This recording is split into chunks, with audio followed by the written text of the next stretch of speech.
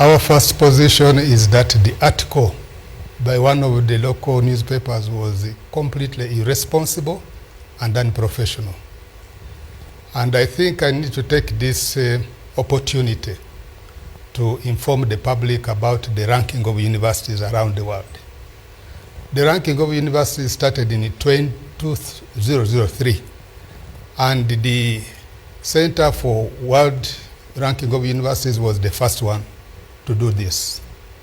They were then joined in 2004 by what is called the Makerere or Academic Ranking of World Universities, which was at that time ranking jointly with what we know as the Times Higher Education.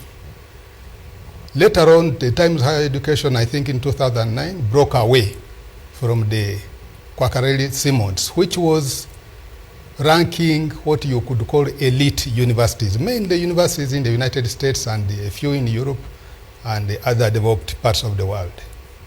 The Times Higher Education became the one that now ranked more globally universities. But the biggest ranking agency, the one that ranks the largest number of universities, is the Center for World Ranking of World Universities, which is based in the UAE. It ranks more than 21,000 universities.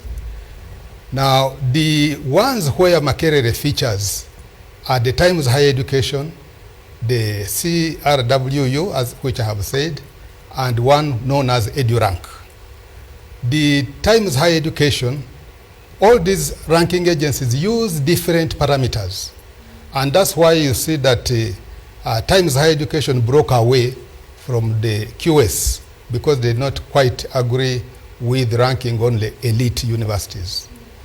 Professor, yes. Maybe just to interject a bit, responding to the criticisms on research and innovation, what is your take on that criticism on research and innovation for the university? Do you think you're doing the best you can according to standards given? Yes, I think when people write stories, they should first consult us. When they come to the university and they talk to people who know nothing about how the university runs or the data which we have about the research, and then they go and publish that, they are not doing a disservice to the readers.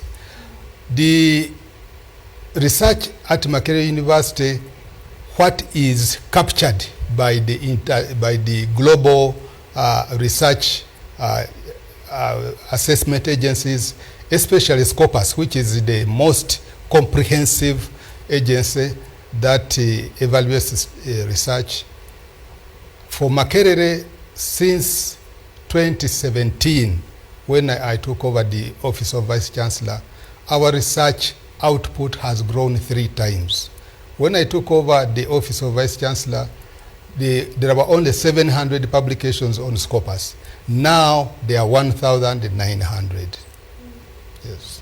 Okay. Now, do global rankings reflect the true value of African universities, or are we measuring ourselves by metrics that don't fit our context as Africa?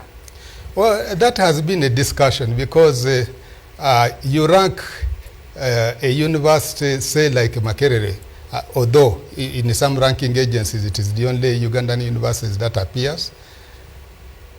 You rank Makerere whose budget is, say,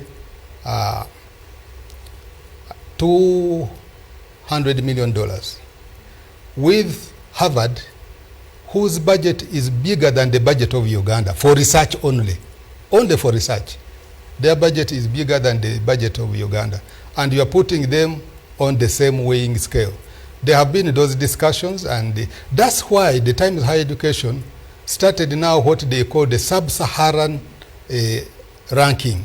And so apart from the world ranking, in which we also appear in the sub-Saharan ranking, where we ranked first 8th, then we climbed to 5th, and then we slid to 8th again.